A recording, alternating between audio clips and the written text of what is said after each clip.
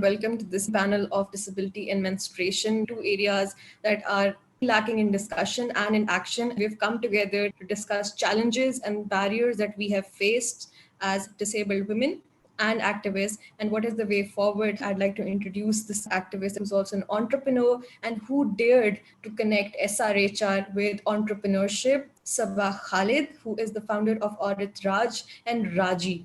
Now, Raji is a chatbot that talks about menstrual health care with young women. Thank you everyone who joined. I wanted to sum up that this particular conversation is part of a larger conversation that we're having about the lack of representation of menstrual experiences. This will really help gather momentum on the conversations that have never been had before, especially around our region. Hi everyone, I'm a disability rights advocate based in Colombo, Sri Lanka. I'm a visiting lecturer at the University of Caledonia and the University of Colombo, and they both have disability studies departments. So I'm affiliated with those disability studies departments, but I also do quite a bit of work with youth with disabilities as well as parents of children with disabilities. In schools here, we have a white uniform. So when you're like 12, 13 and you're getting your first period, if the blood would be visible through your white uniform, it was a big deal. Oh, how shameful, how embarrassing, even within an all-girls school. So the whole taboo surrounding menstruation, the period being a dirty word, despite it being such a vital part of womanhood, how even among women and girls, it was treated as a source of shame, stigma. I'm Munazza Gilani from Pakistan, leading the Sight Savers operations in Pakistan as country director. Sight Savers is an international organization working in disability sector and also for prevention and control of blindness. I was hardly 10 years old when this happened.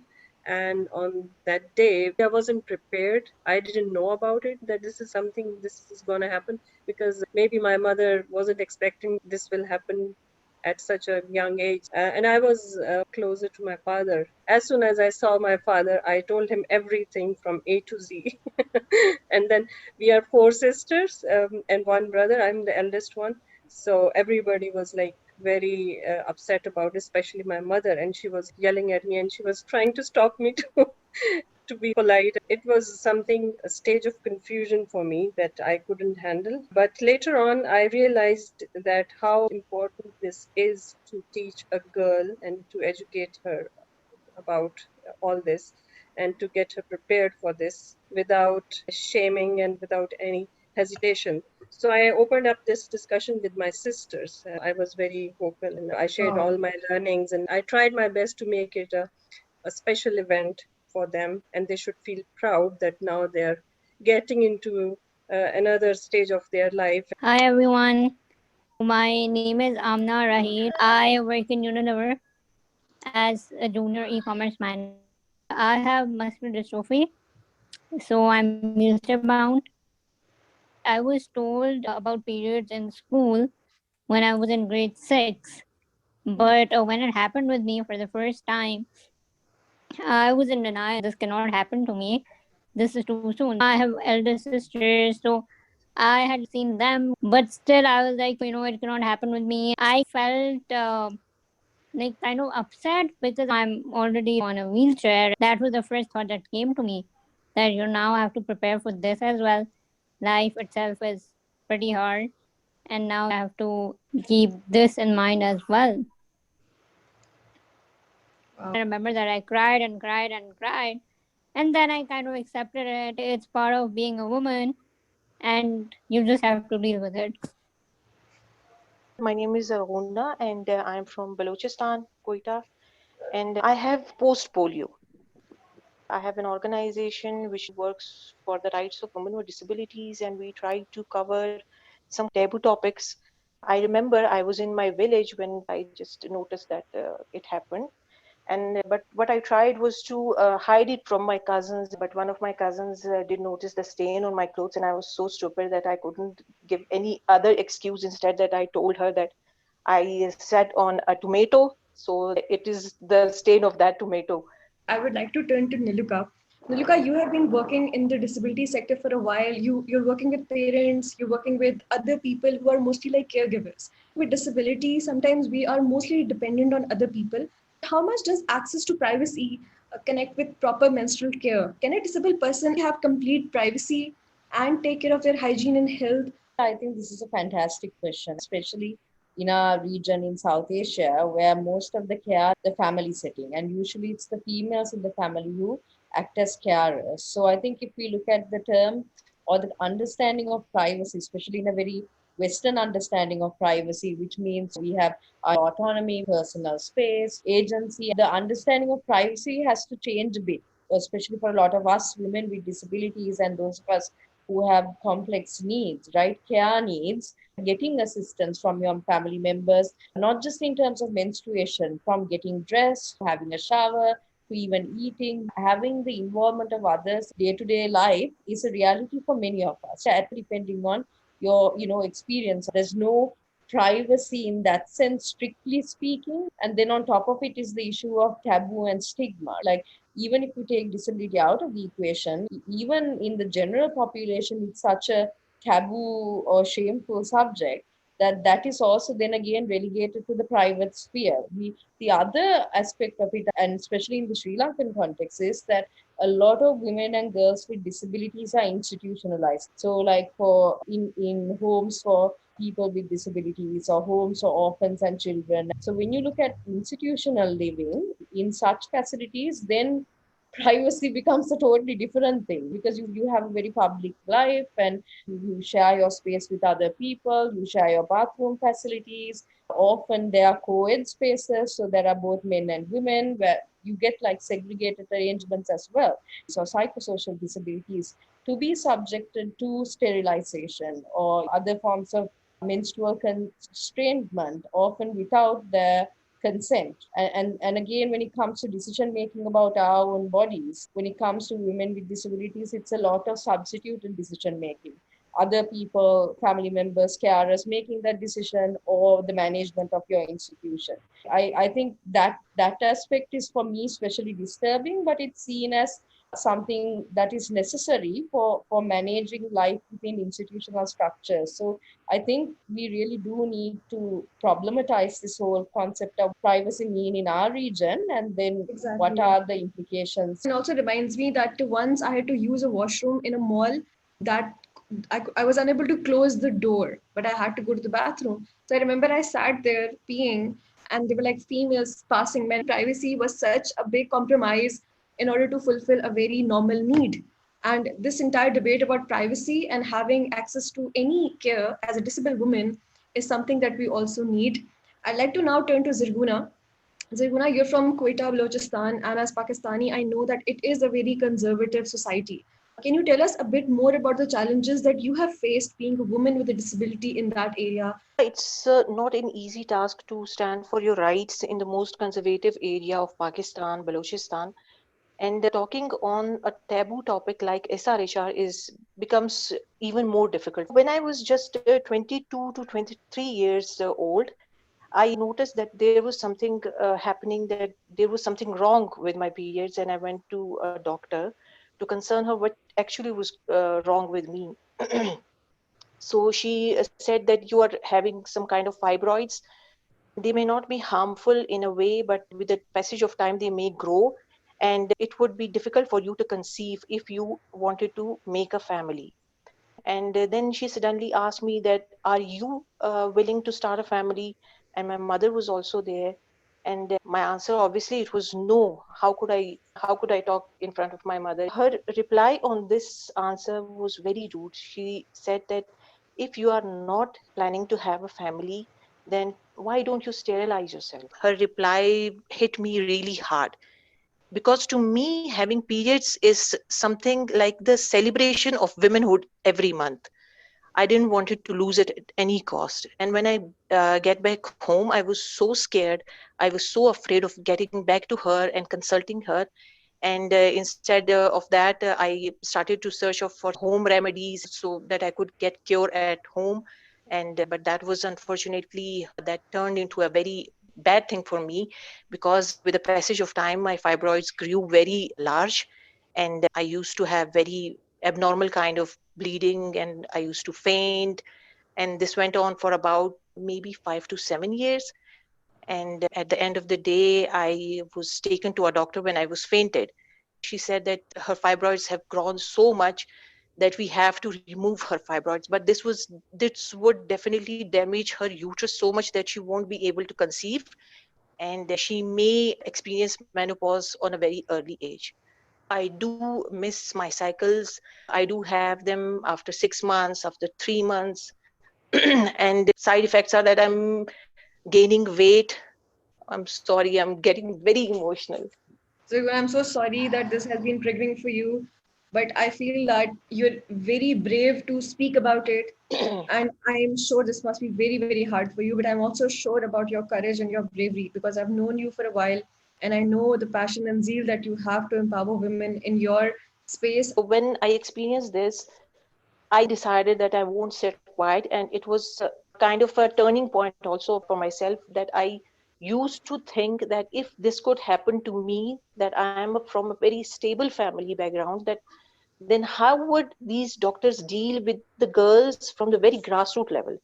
I should talk about this, and I have talked about my experience on multiple events, and I do have a lot of backlash also. But I think that can't stop me. I just try to change my tone, but I still do talk about my experience so that people could learn from it. That is the best service that you're doing for women and everybody. So thank you so much for your courage. I'd like to turn to Munaza Appa over here. And I know Sightsavers works for visually impaired in Pakistan. Can you share any anecdotes from your experience, how visually impaired people handle their periods, and what is the role of the caregiver, and what is exactly the way forward that Sightsavers is also implementing? Thank you, Tanzila. What I'll be sharing is coming from a development practitioner, and then relating it with the issues of persons with disabilities. I think we need to understand in depth that women and girls are not a homogeneous group, nor are women and girls with specific impairments or age-related illnesses a homogeneous group. They reflect the full diversity of the human race with changing needs as they journey across their whole life course. The challenge is quite tough in case of women and girls with visual impairment when they reach puberty, as they face even greater isolation, and I would say more trauma due to the lack of simple information and facilities to manage their menstruation with dignity, and this is not available to them in our culture. And this culture of silence and stigma associated with their monthly make women more vulnerable to different health problems. I've witnessed so many women with visual impairment with severe urinary and reproductive tract infections, facing stress and anxiety, and even gender based violence from their own caregivers and from their own family members. And in my personal interaction and experience working with various organizations of persons with disabilities have revealed that the challenges and difficulties they face are so gross and so like a diverse range of problems, especially for those who are reliant on their carers for menstrual hygiene management. In a recent questionnaire, which comprised of some focus group discussions in one of the Pakistan district where we work, it was revealed that visually impaired women had a difficulty in managing their periods independently.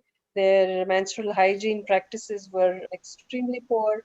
Almost half of them received support in menstrual hygiene management by their family members, but most of them used some form of very unhygienic indicators to determine even the start and end date of their periods. We have witnessed that the existing education materials that are available from different WASH sector development organization does not include relevant aspects for women and girls with different disabilities, or does not cater for different learning requirements in that sector. Most of the guiding informations are often not available in accessible formats, especially for blind and visually impaired women. And the languages for poor people and those who cannot read and write educational material is not available in any audio format or any braille format, illustrations that are accessible to visually impaired persons, all these elements need to be incorporated in a way that they are understandable, they are accessible, and also acceptable in our as per our cultural norms and family values. Yes, very well put that the disability NGOs and development organizations and the entire development sector has not really explored the area of menstruation. Even the organizations working on SRHR tend to leave out menstruation, which is very much basic, as said by Anilika Anzar herself. So let's explore a bit about the corporate sector. And Amna Raheel, so speaking about the corporate sector, tell us more about your experience about handling periods during workday and what changes can we make at the workplace for women with disabilities who have to manage their periods. Even like workplaces, they don't have large enough bathrooms. And when I get my periods, I need help. Normally, also, I need assistance in the bathroom.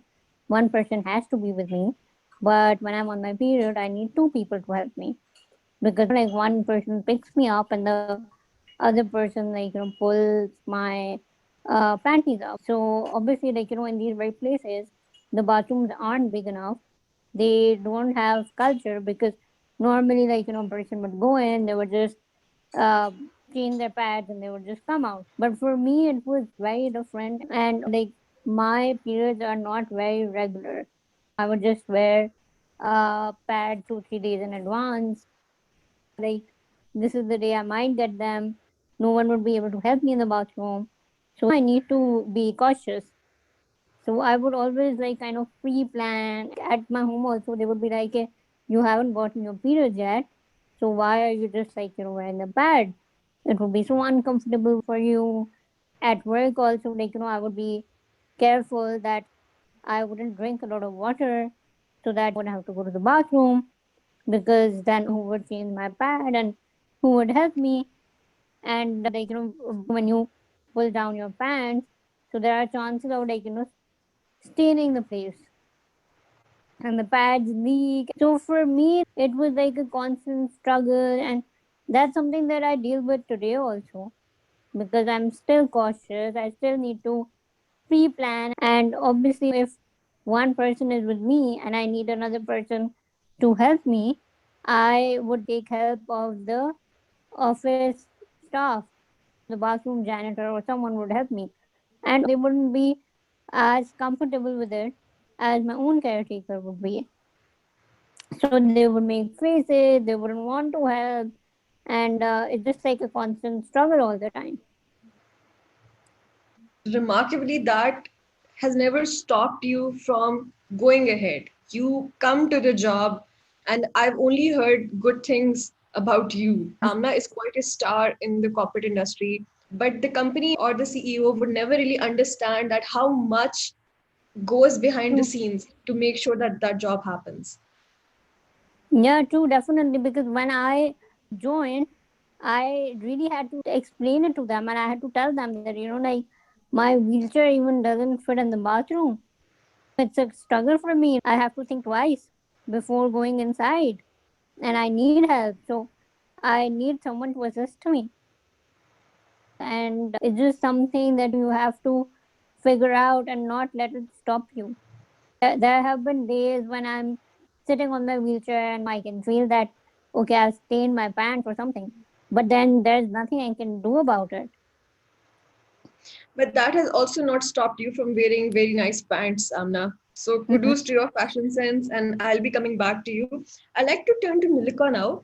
And Nilika, you have an amazing profile. You have worked in different sectors. Civil society likes to make a lot of noise, and we see that happening. We have the Women Deliver conference, we have the population conference happening.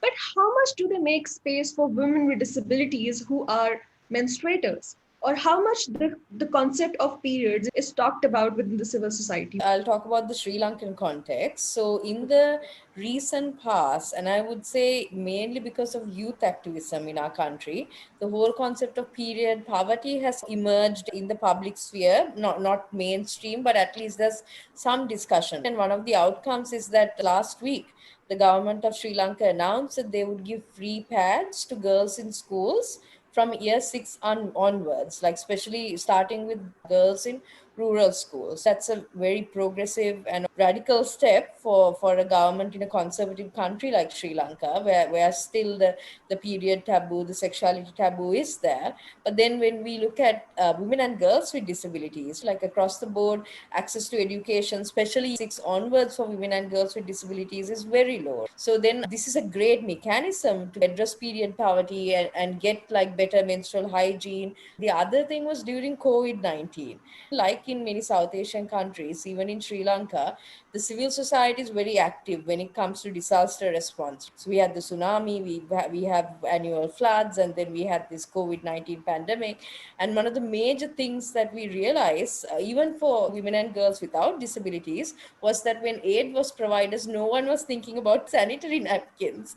So you spoke about civil society organizations, and I also want to like acknowledge the role played by INGOs, right? So UNFPA, UNDP, and other agencies also recognizing that COVID response or assistance should also entail menstrual, health and sexual health. So in addition to pads, even like condoms, even contraceptive pills, the basic things were not seen as basic or essential. But I think over the past year, our organizations then being exposed to this barrier has resulted in some civil society organizations going, no, we need to get these products and these services to women and girls with disabilities. At the local grassroots level, we still have a long way to go. There are young women leaders who are emerging, and I think about among young people, there is a greater willingness to talk about sexuality. So sexuality is coming into the fore, and also like in the corporate sector, disability is kind of being recognized. Disability sexuality to a certain extent is being recognized even by media corporations. If we can strengthen those cross movement collaborations with the women's movement, with the sexual reproductive health right movements, rather than looking at disability as a separate issue, but instead of that to look at it as an intersectional cross-cutting issue, I think we can really go forward in a meaningful way. I think every time I have spoken to anybody from Sri Lanka, I think the discussions are very progressive. So you could tell with the conversation that everybody's moving in the right direction. And with this, Zaguna, you've shared a very personal experience, and I'm sure that there are other women out there who are going through something similar. What small changes do you think that authorities, structures, people who are in power can make to facilitate women with disabilities in terms of periods and SRHR? Well, Tanzila, when we talk about disability, the disabled community always try to ask for inclusion instead of asking for something very special for us. We try to mainstream disability in everyday life. So I had an event on making health facilities accessible and inclusive for women with disabilities. I try to cooperate with people from the policy making. So what I tried to make them understand was that the current initiatives that they are working on can be made accessible and inclusive and reachable for women with disabilities.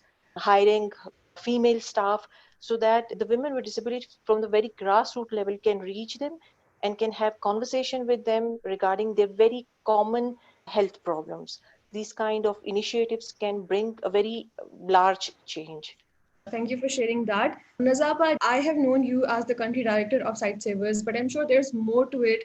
A lot of fire that you have inside you that you want to do, but maybe there are some barriers that you're facing as a woman in power. So, are there any initiatives on your mind for the visually impaired or for the disabled community about periods? In my view, the biggest problem in our society, or I would say in the whole Southeast Asia society, is that we don't talk about it. Unless we break this stigma and the taboo associated with this menstrual hygiene management, it won't be solved.